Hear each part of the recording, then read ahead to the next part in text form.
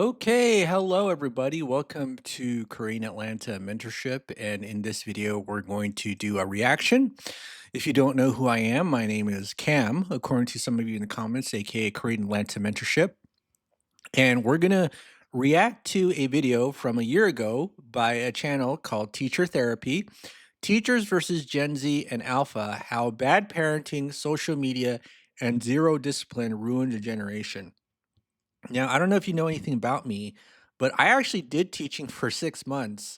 And, when I did it, and this was kind of a long time ago, I was like, man, these kids are really different from back in the day. And like, I honestly think that Bart Simpson is kind of like a model student compared to a lot of the kids that I dealt with who are incredibly lazy. And what I did is actually, I would email the kids answers to the tests and all the explanations, and they still failed. I was like, well, that's it for me. You know what I mean? Like, and I remember have to going to like parent conferences, and it's like, my son or daughter says that you didn't teach the whatever, and I'm like, I emailed them all the answers to the test and explanations. And then they were on my side, right? But the stress of having to go through that was, like, insane, and I heard that this is a global phenomenon, right? It's happening in Latin America, it's happening in Korea, it's happening in the United States. It's this weird modern society shifting all at the same rate and people just doing dumb things. Um, and here's the thing about children, it's I kinda think of it like farming. You know how there's, like, the corporate big corporate farms where the cows are, like, getting sick, and then they just kind of put them in like cramped quarters, and they somehow still make it, but something's wrong with them. I kind of feel that way about like schools, like I didn't really think about it when I was like a kid, but now that I'm older, I'm like, man, this is like not good for anybody. You know what I mean? Kind of like prison. I'm pretty sure that prison guards don't even want to be in prison, kind of like the school teachers. So there's a lot to kind of think about when it comes to schooling. And so we're gonna go ahead and play this video, and we'll react and see what's going on. All right. Do you honestly believe that these teachers are quitting their job 2 weeks into the school year because they're not getting paid enough? No, that's not the reason. The reason why they're quitting is because these kids are mean. On the daily, teachers are getting cussed out, spit on, hit, flipped off. Their equipment is getting broken and stolen. There are bullies in class that are relentless, not just to their own fellow students, but to the adult in the room. Hi friends, this is Trish and welcome to Teacher Therapy. Okay. So I've heard it's very common in general that if a bully bullies you, like nothing happens, but if you fight back, the one who fights back gets punished. You know what I mean? So you kind of have like perverse incentives of not stopping the bullying. And I feel like these days, like if back in the day, if you were sent to the principal's office, it was like a big deal. Probably when you get sent to the principal's office, nothing happens, and the kids know this too, so that's why they take advantage of the teachers. Because the kids aren't stupid. If you ever talk to kids, they know who the rich people are, like, immediately. You know what I mean? Like, they're very sensitive to social status and wealth and how much money someone has, probably more than the adults.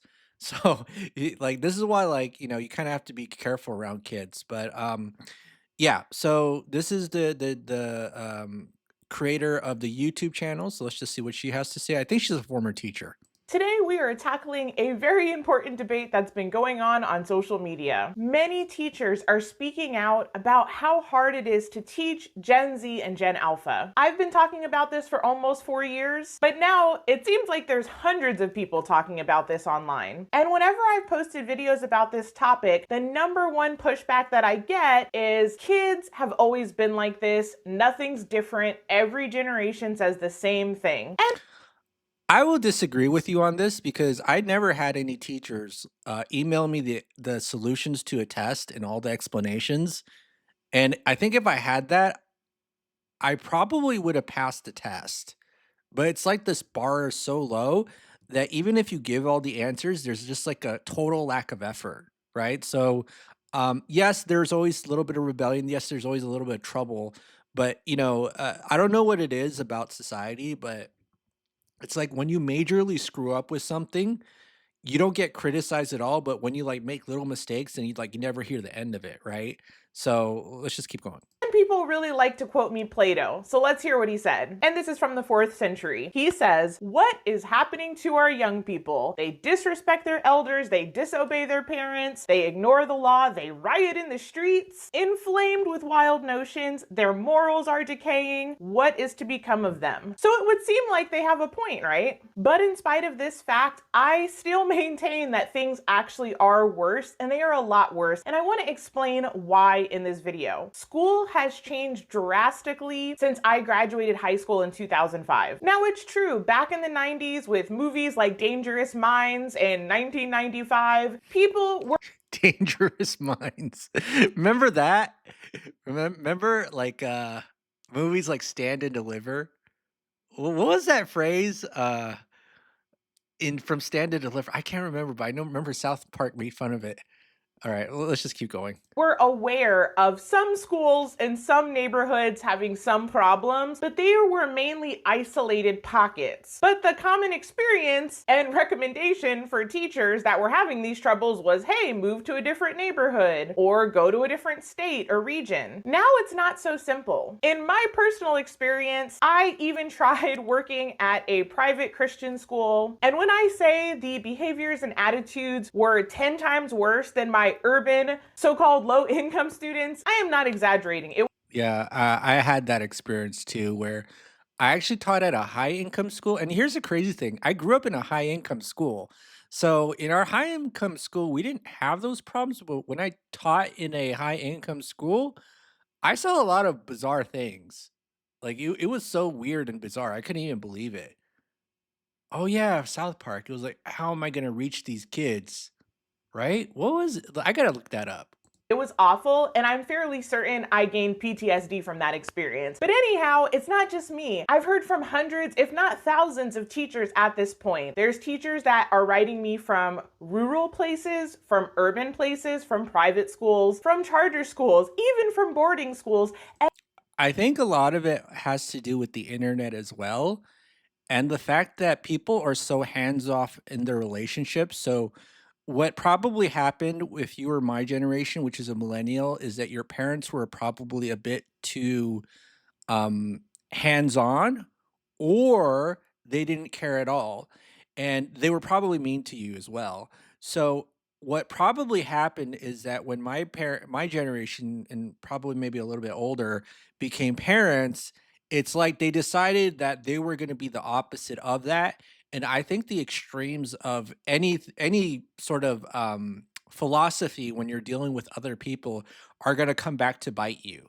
And so one generation was probably way too strict with their kids. And then so in response, those kids, when they became parents, became way too relaxed and not caring, which is kind of like you kind of trained animals. And I don't like to use that analogy, but I can't think of anything else right now, who without any direction, right? And I'm hearing from people all over the world, even in some countries that are stereotypically thought of as having very respectful students and culture. I'll add to this one, South Korea. South Korea.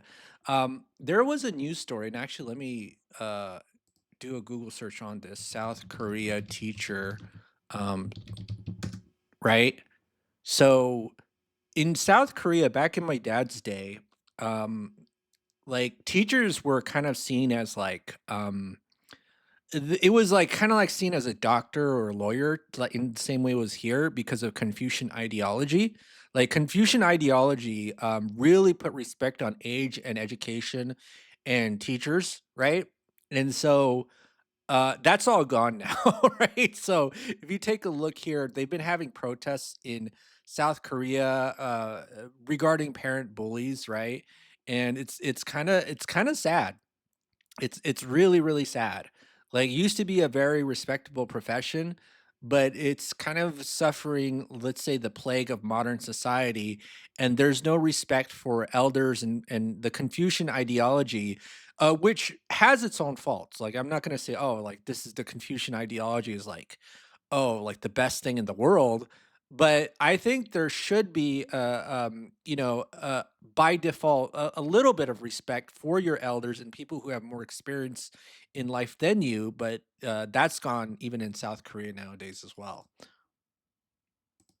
So to me, this shows that this is a bigger problem than it used to be. And I want to talk about 5 reasons why. Thomas Sowell says there's no solutions, only trade-offs. And it's very important to look at things with that mindset in schools. For every societal or even classroom change we make, we have to ask ourselves what we are trading. Same with parenting, same with community planning, and we have to be honest about those things. So tied for the #1 and #2 spot of why Gen Alpha and Gen Z are going wild is parents and no school discipline. You can ask which came first, the chicken or the egg. I'm going to say they're tied right now. But let's go ahead and talk about parenting first. There is an epidemic of what I will call good vibes parenting. Oh, uh-oh. It's probably because the parents don't want to be the bad guys to the children. Actually, there's a comic that I liked back in the day, which is Teachers Now versus Then meme. I don't know if you ever see. Oh, wow. I never saw that meme before. Teachers Now versus when else. That's funny. Female PE teachers in the 90s, female PE teachers now. All right, hold on. Let me arguing. Let me see. Hold on. I think it's okay. Teachers versus parents. Oh, yeah. Right here. Explain. So this is right. So if you have never seen this one before, hold on. Let me get this here. There's a meme about how back in the day the parents always sided with the teacher, right? So like 1969, and my parents were like this too. Like they'd always side with the teacher, and it would always piss me off. And again, I think even in back then, just to always side with the teacher was an unfair premise. But if you go the exact opposite way direction. Again, like you don't want to go in the extremes. You want to be a little bit reasonable. But nowadays, it's just more like the kid can never do any wrong, which is a terrible, terrible, terrible societal message. It's a terrible one, right? But let's keep going. With good vibe parents, they don't tell their kids no. They teach their kid that every single decision they make is up for debate or negotiation. Didn't we used to tell kids back in the day that they were stupid? Remember that? Wasn't that from Home Alone? Kids are stupid. Oh my goodness. What's happened? I guess I've been in my, locked up in my own house for too long to realize what's going on in society. They give their children a lot of freedom. And sometimes, instead of teaching their child right from wrong, they take a hands off, let's let the kid discover their own way path. There's often a lack of consistency because when their child expresses that they don't like something, these good vibes parents are very quick to cave to their child's every whim and desire. Sometimes good vibes parents can be neglectful. Maybe they have to work a lot. Maybe they have a busy social life. So the neglectful good vibe parents tend to overcompensate for their lack of parenting by, again, giving their child everything they want. So these kind of parents come in all varieties, from the helicopter variety to the absent variety, but there's one common thread, and that is the child is running things. Now, how do you Like, I don't know when people decided, and here's a crazy thing. It seems like we worship children nowadays. You know what I mean? Like, doesn't it feel like that? Like, when that happened, I remember when I was a kid, I was like, I have no authority. And now it's like these kids all think they have superpowers. Maybe it's the superhero movies. think kids that are parented this way acclimate to a classroom environment where there could be up to 30 other students and there's clear rules and guidelines and expectations, and the teacher's not exactly interested in explaining or debating every one of those policies every day? How do you think that they react when no means no and sit down means sit down? You could only imagine. Now here's where things get tricky. In this modern era, schools are really designed to cave toward good vibes parents, which ultimately means caving toward their children. See, here's the thing. I don't know why like so many school administrators are afraid of parent complaints because like the government, this is what I heard, if you try to sue the government or like go against the government, it's almost like a waste of time. That's what I heard. Unless like they did you really really wrong and it was obvious. But I don't know why like they freak out, and it's probably because the leaders have no spine too. Like you see this a lot where if like a customer, like in any establishment, like complains to the manager instead of siding with their worker, especially if they're a decent worker, they always tend to side with the customer. It's really bizarre, but let's keep going. Which ultimately means that the kids are running things. We could be here all day if I told you about all the times that I was told by an administrator that I needed to change an assignment or a deadline. Yeah, so that's what I mean. Like the leaders don't side with the teachers, and I think that's why like the this is happening and the teacher authority is gone. Like you can only have authority if there are an actual consequences to the negative behavior that you're trying to prevent. And so if the leaders of the institution are allowing that, then it doesn't matter what you do and you're set up to fail. Or even a grade because a child or their good vibes parent wasn't happy about it. And sometimes to these kind of children, just hearing the word no is super triggering. So they'll go home and complain and say, my teacher's so mean. She's the worst person on earth. And instead of the parent investigating, they just side with their kids automatically. Now, again, on the administrative side of things, principals, superintendents, and school districts are very afraid of these good vibes parents because they tend to bring lawsuits. They tend to bring bad media coverage, and they tend to just be a thorn in the administrator's side. And ultimately, teachers are the ones that feel thrown under the bus. Our authority is undermined. I told you that the leaders don't have a spine. Like if I were the principal of a school, and again, I'm speaking as kind of a semi-cult leader. I don't allow anybody to my school. You know what I mean? Like, there's a reason why I'm not going to talk to most people because I know how most people are, right? So again, with the school principals, a lot of it is just about the money and just wanting to not deal with complaints, which is kind of sad because you're in charge of the education of the children, but that's pretty much almost a secondary thought. Because I don't know if you ever heard the quote that children are a message in time that you won't ever see until the future, or something like that. That's by Neil Postman. But I think it really speaks volumes, especially when you meet the new recent adults and how much they lack in social skills. But let's keep going.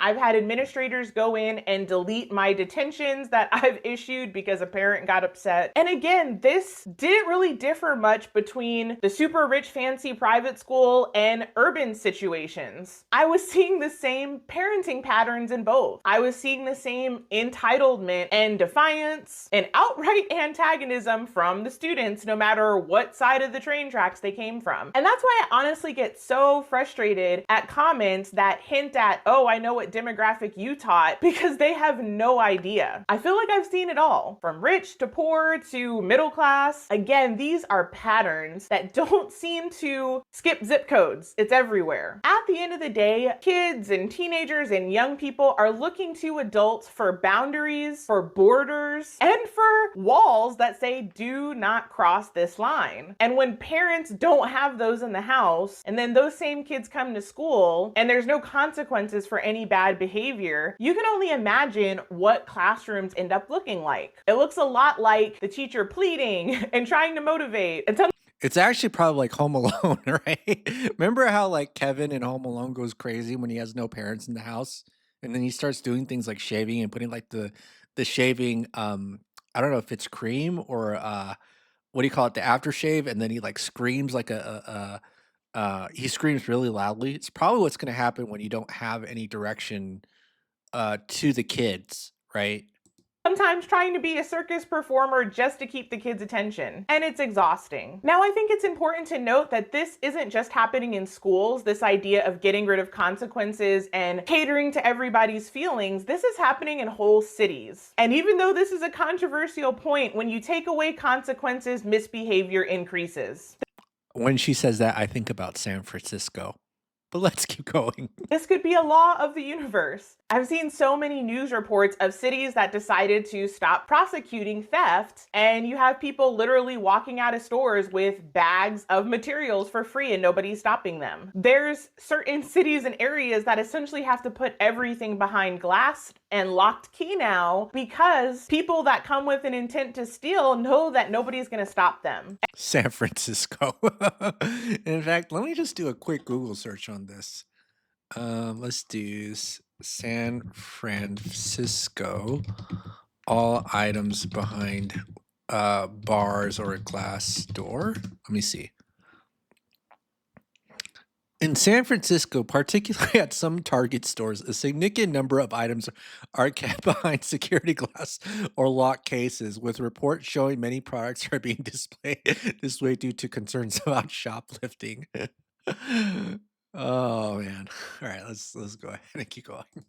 And these are often adults. So if adults will break laws and rules dramatically when there's no consequences, you can only imagine how hard it is for a kid to resist that kind of free pass to misbehave. I'll give you a funny example. This is even happening in random areas of society. I just found out that my public libraries no longer give library fines. And I'm sure there was a super sweet reason that they thought to do this. However, practically speaking, do you think more people are turning in their books on time or less now that there's no fine? I'm sure you get the point. I could talk about that forever, but number one and number two in our top 5 problems are good vibes parents and no consequences at school. I will add in one more point really quick. I feel a lot of sympathy and compassion for today's kids that are growing up because there is an enormous amount of peer pressure to do the wrong thing. Even back in my day, kids would kind of get teased for being a goody two-shoes. So if you can imagine what some of these classroom atmospheres look like, you have students that are constantly pushing to see how bad they can be essentially in class. And oftentimes students that don't join with that behavior are going to be considered outcast. So you have a lot of kids that would otherwise probably be really behaved in a well-regulated atmosphere that are now picking up the behaviors of their classmates, either because they actually think it's cool or they just don't want to stick out and be.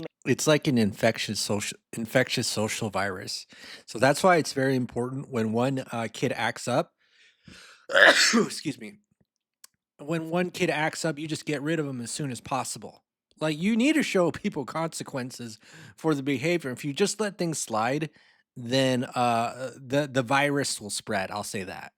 Made fun of. So even though tons of people accuse me of blaming kids all the time, I am fully aware that kids are like wet cement, they're like sponges, they take in what's going on in their atmosphere and we see it manifested. So again, there's no solutions, only trade-off. By removing consequences, removing detentions, passing everybody, even if they turn in nothing, saying that it's essentially illegal to give a 0, now everybody gets a 50, even if they turn in nothing. All of these policies that I've talked about across this whole channel are creating these terrible behaviors that all the teachers are talking about on social media. All right, I'm going to cover the next 3, hopefully relatively quickly. Number 3 is popular culture is terrible. Now I get called a millennial boomer all the time, but who cares? I'll be the first to say, when I was growing up, we had wholesome cartoons like Rugrats and Doug. We had the Backstreet Boys and the Spice Girls. My video games consisted of Donkey Kong Country and the Super Mario Brothers. Lady, you're speaking to my heart. Donkey Kong Country and Super Mario. Where were you when I was a kid? You know what I mean? I think we're the same age, or similar of same generation. I think. I don't think girls even played video games back in that day. All right, keep going. During this time, a family could sit around the television and actually watch a Super Bowl halftime show or the Grammys or the Oscars or something that was normally considered a family event without being scarred for life. Were these times perfect? No. We still had shows like The Simpsons with rebellious kids. There were still movies and TV shows that made adults look stupid and made teachers look like a nightmare. But compared to what is on television and Netflix and movies now, no comparison. I'm sure we've all heard the frog in the water analogy, whether it's scientifically correct or not. But the idea is if you put a little froggy in a pot of water and slowly turn up the temperature, the frog is not even going to realize that he's getting boiled and he will comfortably sit in his tub of doom. That, I'm afraid, is what has happened just really, I would say, in the last 25 years. The kind of things that are on so-called PG-13 and PG movies, I feel like was the stuff of rated R movies in the past. That's how I feel too. So sometimes, like when I watch something that's like a TV show, it's like, whoa, is this for children? Like, what's going on here? You know what I mean? There's always like some sort of weird, bizarre thing that I see. I'm like, that ain't right. And you kind of know it too, and they just kind of blatantly show it and act like it's nothing. past. My husband and I actually specifically look for family-friendly programming, and we're just shocked at all the innuendos and things that are crept into every crevice of these modern television shows and so-called even family shows. So imagine if somebody's not even looking for family-friendly content and they're just watching whatever on Netflix. It's really bad. And of course, as a teacher, I would be horrified to hear that the students were watching all the TVMA shows even if they were in 6th grade. And of course, it's the same with music. The kind Like, I know a little girl who's, how old is she? I think she's 10. And then she was telling me about how she watches like Stranger Things, knows everything like Squid Game. I'm like, dude, you're 10. Why are you watching that? Oh man, like you know what I mean? Like you kind of scratch your head what's going on. But I mean, not my kids, but still, like, kind of makes you worried a little bit. of lyrics and music videos and even outfits of mainstream artists, I kind of think was unthinkable when I was growing up in the 90s. And we just can't pretend that that doesn't have an impact on kids. There's Hold on. Let me look up what we used to have back in the day. Man, these guys look so wholesome.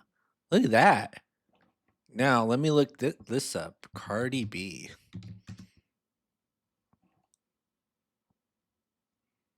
Not as wholesome. Let me go back to Backstreet Boys. That's wholesome. Man, they look so wholesome. I feel like these type of guys are like if you go to a church nowadays, they would actually probably look like outstanding men. You know what I mean? Like it's funny how like societal norms and have changed so much. But man, like they look so wholesome. All right, let's keep watching. been a viral video of this really sweet 22-year-old ballet teacher that her life dream was just to teach 5-year-olds a love for ballet. Uh-oh. I think I know how that's going to turn out. She's probably going to hate her life. Anytime your dream is to share your passion with other people, there is a reason why most people are not loving the thing that you do, and that's because society itself um is mediocre and just doesn't care, right? And so when you decide to teach things to the masses, you have to realize that they don't care as much as you do. Okay?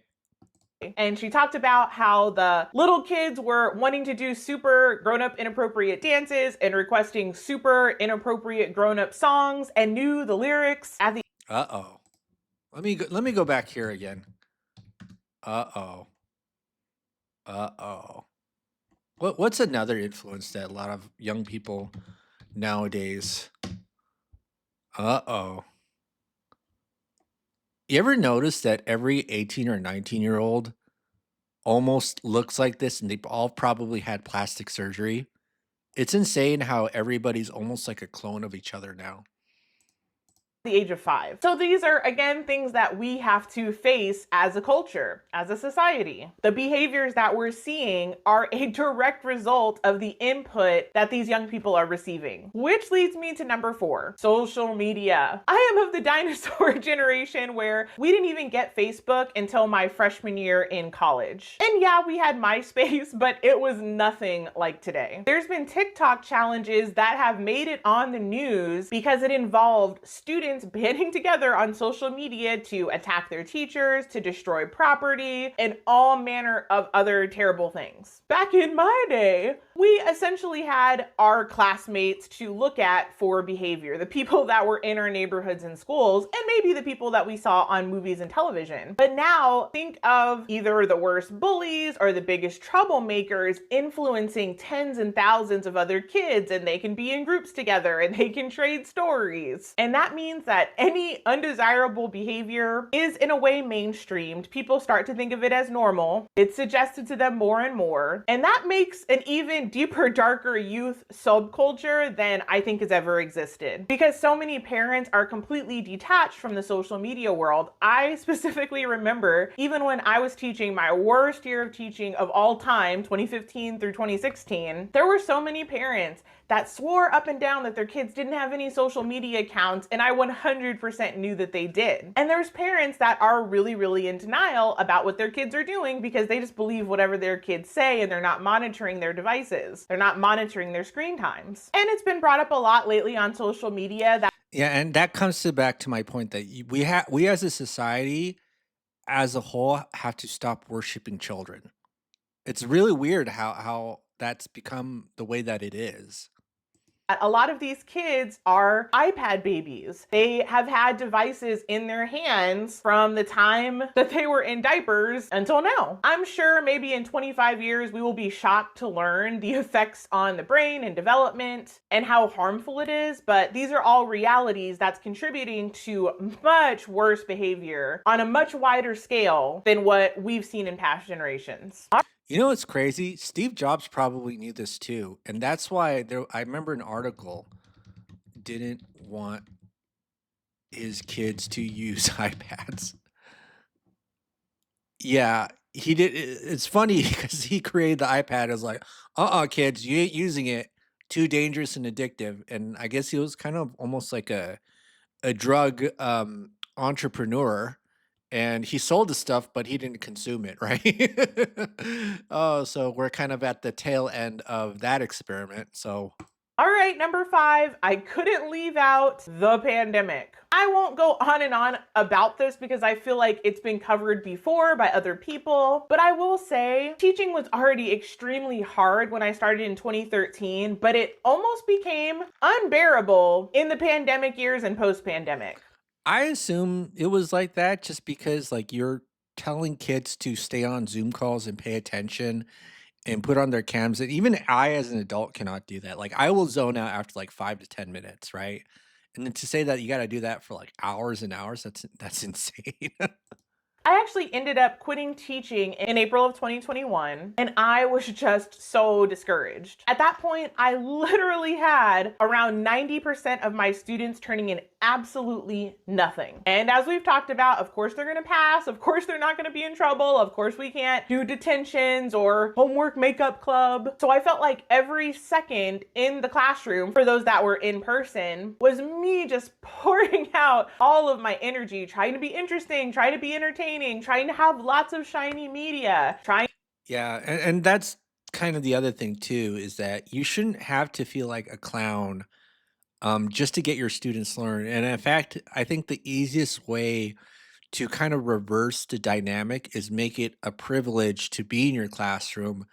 But a lot of principals won't allow that because they cater to the whims of the parent that complains the most. Trying to use illustrations that they can understand, pacing the floor wildly like a madwoman, trying to engage with all of the students, trying to make sure that they weren't going to the wrong thing on their iPads. I mean, it was a nightmare. And yet I was accountable for their test scores, but the students could care less about their test scores. I was being judged by their data when effectively the students or their parents had really no ownership about the data. I once That's the crazy part too, how nobody is responsible for what they do anymore. And that's why I see that teaching as a profession is just set up for you to fail, because why does it make you look bad if the kid doesn't do the work? Like the kid should look bad. But it's insane how the tides have turned in a way I could have never imagined. read an article that the worst jobs to work in are ones where there's high responsibility and really low control. So essentially, you're being held accountable for things that you have very little control of, and that just describes teaching. But anyway, back to the pandemic. I can totally agree with what everybody has already said. The socialization was worse after that time period of being home or being hybrid. The ability to follow instructions and follow through was worse. Kids' silliness and maturity obviously was worse. I was teaching middle school the year that I quit, and it just felt like Groundhog Day. I found myself repeating the same basic instructions, the same classroom procedures, the same rules over and over and over again, and they would just completely ignore them. It became like a game to them, really. And if I had And that's why I say that Bart Simpson is almost like an angel nowadays, because even Bart listened to the teacher once in a while, right? So it's crazy.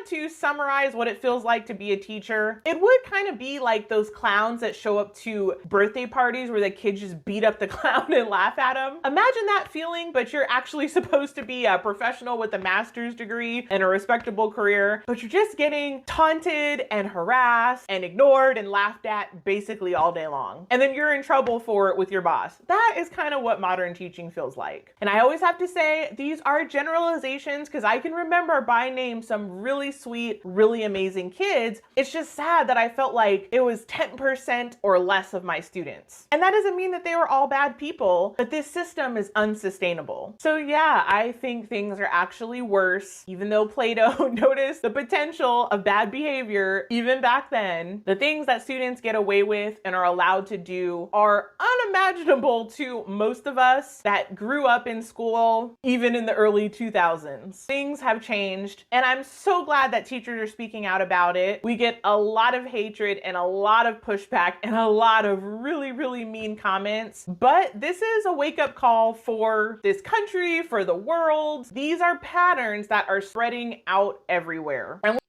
Yeah, and I'll probably make another video on this, but I remember in Colombia, South America, there was actually a professor who left, who resigned, university professor, because, and this was back in 2011, and he wrote like, "I'm leaving my job because my students cannot write a paragraph." Like, I'll probably go over it in another video, but it was crazy. I was like, "Is this happening in Colombia too?"